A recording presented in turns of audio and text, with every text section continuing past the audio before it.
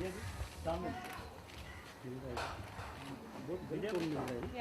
बोल रहा हूँ स्लाइड बोल नहीं अभी कैमरा में बाद में मैडम सामने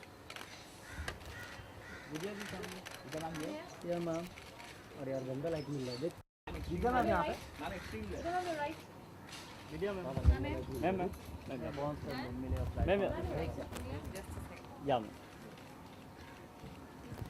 ये हमारे यहाँ पे मैम मैम इधर आप विद्या I'll look this side, 1 minute. ये ma'am Fine? Ma'am just one ma'am एक सेकंड बाद में विद्या जी विद्या जी विद्या जी सेंटर मैम मैम इधर मैम इधर मैम राइट एक सर के साथ एक सर के कहाँ पे? यहाँ पर थोड़ा इस तरफ मैम इस तरफ आइए हाँ बस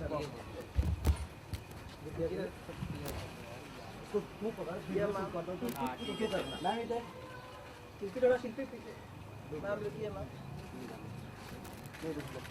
विद्या जी आप ही सामने या विद्या जी यहाँ पे विद्या जी आप ही सामने मैम इधर मैम विद्या जी यहाँ पे हाँ ले मैम इधर बस हो गया इसका बात है दादा मैम यो मैम इधर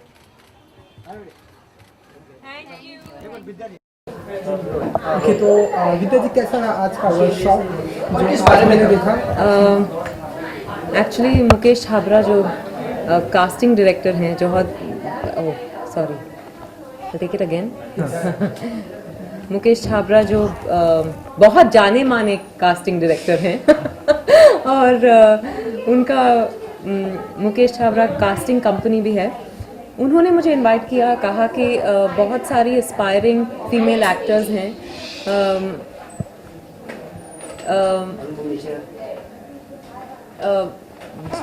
जो आपसे मिलना चाहते हैं और हम उनको बुलाएंगे और एक इंटरैक्टिव सेशन करेंगे। वो आपसे बहुत कुछ जानना चाहते हैं। तो ऐसे बहुत बढ़िया, मैं जितना मुझे पता है मैं ज़रूर बोलूँगी।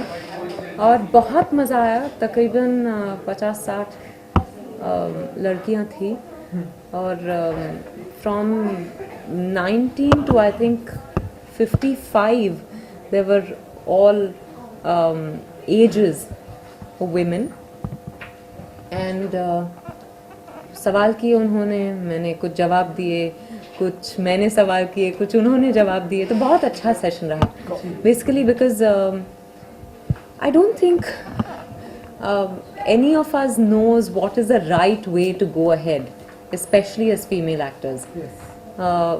डर लगता है, बहुत सुनते हैं कि ऐसा होता है वैसा होता है, बहुत बुरी दुनिया है, आपको एक्सप्लॉइट किया जा सकता है वगैरह वगैरह। और फिर जो प्रोसेस है एक रोल को लेकर, जिस तरह का मेरा अप्रोच है वो जानना चाहते थे। कुछ सवाल किए उन्होंने उसको भी लेकर, तो बस बड़ा मज़ा आया। मैं तो और भी बोल सकती थी पर मुकेश ने सेशन बंद करा दिया। कुछ ऐसी शेयर करना चाहिए जिस पे आपका काफ़ी कन्वर्सेशन हुई हो, कोई पॉइंट्स, 1-2 पॉइंट्स अगर आप बहुत सारी चीज़ों को लेकर कॉन्वर्जेशन हुई। जैसे मैंने कहा कि मैं बहुत बोली हूँ आज वैसे भी बहुत बोलती हूँ, पर like I said from the my approach to a script, to characterisation, to developing a role, to dealing with stresses of being an actor, और एक अपनी आइडेंटिटी कायम करना, उसको ये सब को लेकर चर्चा हुई। इंटीमेट सीन्स को लेकर चर्चा हुई कि कैसे आप अप्रोच करती हैं, कैसे क्या झिझक महसूस नहीं होती, किस तरह के सवाल पूछने चाहिए डायरेक्टर से इस तरह के सीन्स से पहले, या फिर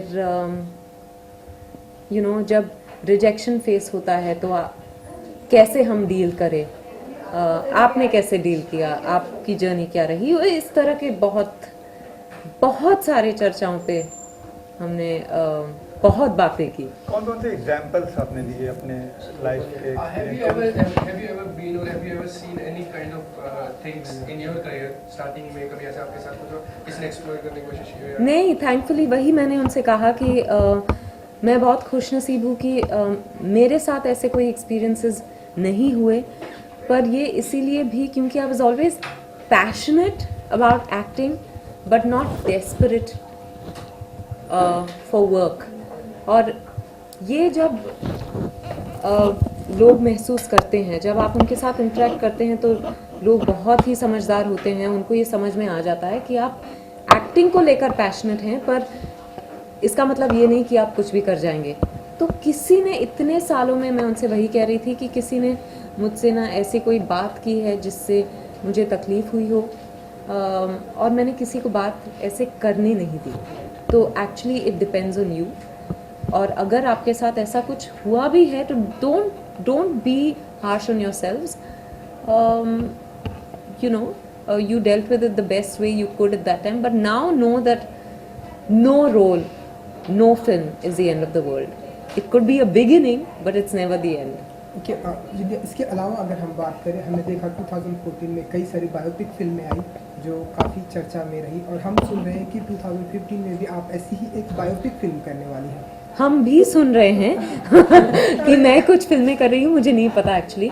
हाँ, बहुत सारी बायोपिक्स मुझे ऑफर हुई हैं, पर मैंने डिसाइड अभी तक किया नहीं है, तो किसी भी बायोपिक को लेकर मैं कुछ नहीं कहना चाहूँगी फिलहाल। बेनजीर भुट्टो वो कुछ भी मैं नहीं कहना चाहूँगी इस वक्त। अगर मैंने डिसीजन ली कि कौन सी फिल्म मैं करने वाली हूँ, तब मैं कुछ बोल पाऊँगी। कोई भी फिल्म के बारे में शेयर नहीं करते, कोई भी फिल्म नहीं करेंगे? नहीं, हमारी अधूरी कहानी की शूटिंग अभी अभी ख़त्म हुई है, और मेरा वैसे भी वक्त लगता है किसी भी फिल्म के लिए हामी भरने में।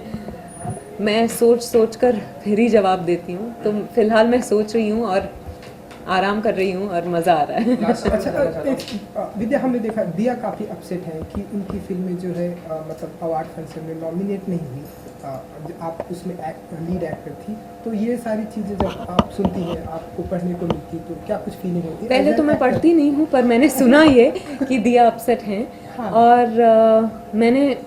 मैं उनसे जब मिली फिल्म फेयर अवार्ड्स पर, तब मैंने उनसे कहा कि हाँ, हम सभी चाहते हैं कि हमारी फिल्म को भी उन चुनिंदा फिल्मों में से लोग सिलेक्ट करें जो साल के बेस्ट थे, पर नहीं हुआ।